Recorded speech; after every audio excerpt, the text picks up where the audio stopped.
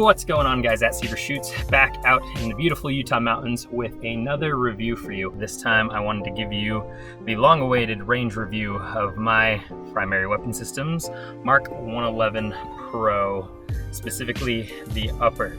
So when it comes to building your first rifle, there are some things that you want to consider. You could, if you wanted to, just buy it. I kind of went the halfway point and I bought my rifle in complete pieces and then started to piece it together. So just to give you a little background on how this went, I started with the lower receiver. It is an Aero Precision lower, M4E1. When it comes to lowers, more often than not, what people will tell you is that lowers really don't matter all that much. While the components in them need to be quality, most lowers for the most part are the same. So I just wanted to make sure that I got one from a quality and proven manufacturer, something that I could build on, kind of a blank slate. So I felt like this was a really good option. So after that, I was fortunate enough to win a little giveaway and won the SBA3 brace. Really love the brace, no complaints with it. It's got 6 positions to it. I like it personally. All the way pulled out gives me a really good length of pull. And so that was the next piece that I was able to add.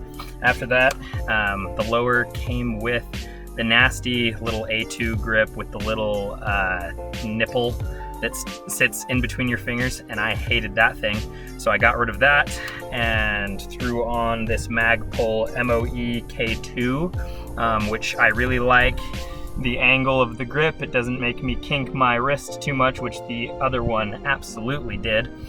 And then after that, I saved and I saved and I saved, and I didn't have to save that much because this upper is incredibly affordable. If you buy it on sale, like I did from Brownells, then you can get it for around $600. The MSRP is listed more around $700, and had Brownells ship this right to my door, and I could not wait to take it out. So as you'll see in a second, I went out and I shot it with no sights because it doesn't come with any. These are going to be some of the first shots through my primary weapon systems Mk111 Pro upper. I do not have a sight, so no scope gang for life.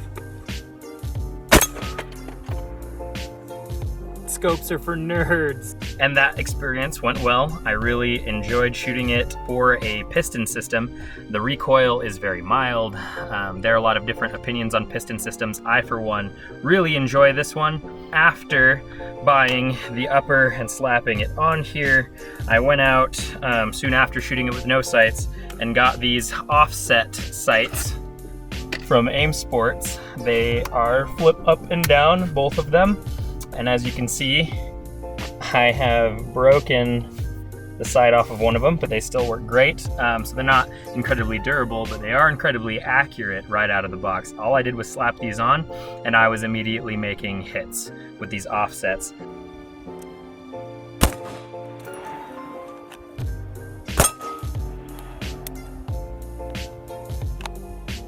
So then I began to save again, and once I had saved up enough, the next thing to go on this was my Vortex Strike Eagle 126. A lot of people do not have great opinions of these, but as you will see throughout this review, I am able to get hits out to 100, and I've even gone out as far as 300, and with an 11.85 barrel, that is pretty good for me.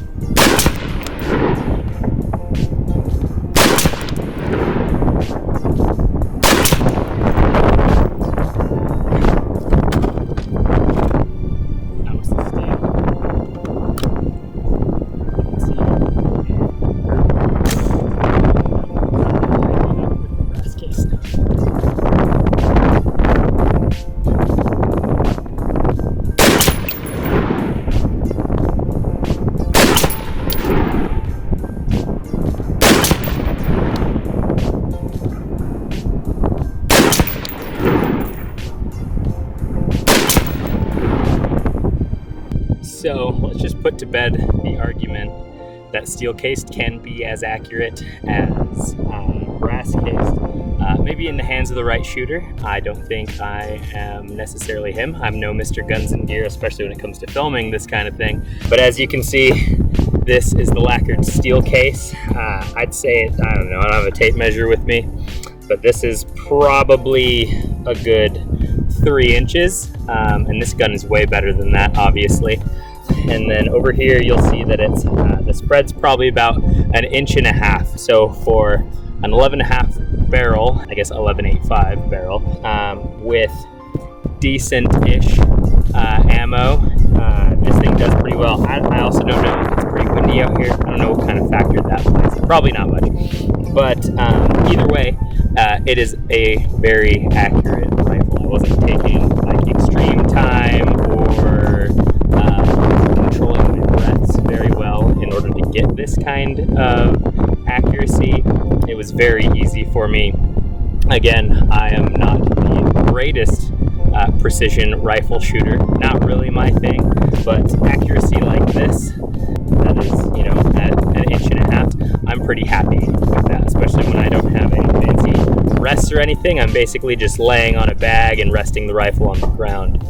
That just goes to show you that the ordinary dude can have very good accuracy, definitely adequate accuracy with this rifle right out of the box. Okay, now we are set out at about 100 yards with a steel 10-inch gong, and we're going to see what we can do with just the steel ammo. You know, this is during the coronavirus. There's not a lot of ammo going around, so you take what you can get. I have tons of steel case stuff. I am of the belief that it doesn't harm the gun. So anyway, 100 yards. I've got a 1:6 low-powered variable optic. We are going to see if we can get some pretty good slaps on this thing. Let's see how it does.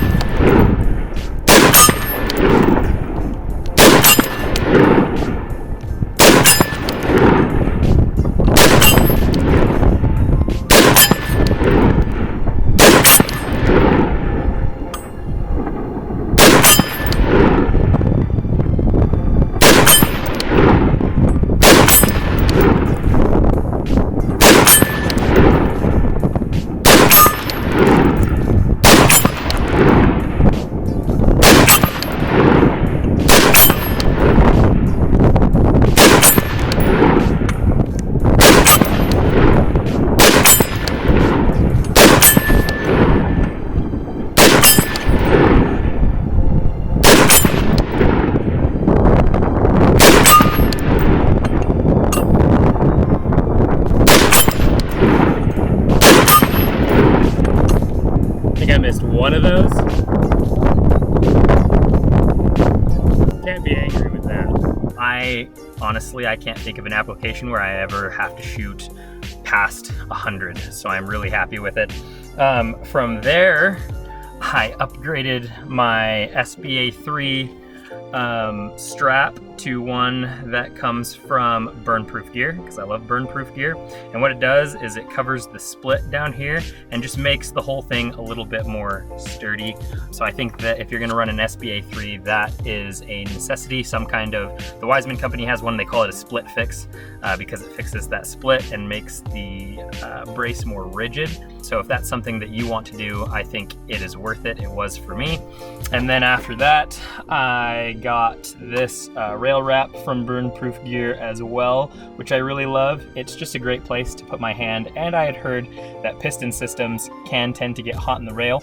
I really haven't experienced that because I don't think I'll ever have to run this thing fast enough to get it that hot. But I like the look of it, and I like the texture, the feeling that I have as I grip onto this. This is just a great place to naturally purchase the rail as I'm aiming. I finally got a quality sling from Blue Force Gear that's got the quick out and in which has also been awesome. Let's talk about the upper specifically a little bit more. I don't remember the twist rate. I think it's 1-7 if I remember right, which with shorter barrels is right where you want to be. The next thing that I would talk about is the gas piston is adjustable. You probably can't see it too well, but there's a little hole, a little split right here in the upper, in the handguard, that leads down to the piston system. And what that is for is it's got 3 different gas adjustments that you can turn it to with a key. And the reason that I really wanted this rifle was this upper is because of that. I wanted to be able to adjust the gas if I ever ended up running a suppressor. And I've heard that adjustable gas blocks can be finicky when it comes to DI guns. And so I didn't want to have to deal with that. That's one of the biggest reasons why I went with this. The next thing is the size. I keep hearing more and more about long-range ballistics with a 10.5 versus an 11.5 and up, that going with 11.5 and up is a lot better, that you gain a dramatic amount of feet per second in that little inch, which is, you know, I don't know, it sounds a little gimmicky to me, but I like to be on the right side of people's gun science, and that seems to be a popular belief right now, that 11.5 and up is optimal in order to reach out a little bit further. Like I said, I've experienced that with this at up to 300 yards, and so I'm happy that I went with this. The other reason is because I plan to throw a shorty suppressor on here, not necessarily to make it a lot more quiet. I know that it won't be, but really what I want to do is just make it less concussive. So I'll end up throwing something short, a K-can of some kind on here, and I don't want it to be too much longer than it already is. This is very maneuverable for me, and I really like the size on it. So I don't want it to get much longer than this. After the A2 flash hider comes off, and we start to get into that 4-inch range, it's really only going to be this much longer, and I'm really happy with that kind of length. Future plans for this, I also plan to throw on a Law Tactical folding stock. I want to make this a backpackable gun. It's really, you know, people complain about the weight of piston systems all the time. This rifle is really not that heavy, that much more unwieldy than any other rifle that I have handled. I guess I should say pistol with the brace, but come at me, ATF. I just don't find it to be that heavy, or maybe you guys just need to hit the gym a little bit harder, I don't know. But this piston system, I love it. It has had no failures in 1,000 rounds. It eats everything that I throw through it. Steel cased, brass cased, whatever, different grains. Haven't had any issues. I like that it's adjustable. As you guys know with all of my other reviews, the thing that I look for most in a product when I'm going to purchase it is versatility and the ability to change it to make it the way that I want it if it's not already that way. And this upper provides that 100%. I do kind of wish that I had just bought the complete pistol because I like the idea of the parts going together, primary weapons upper, primary weapons lower. But I just wanted to talk about Frankenstein builds.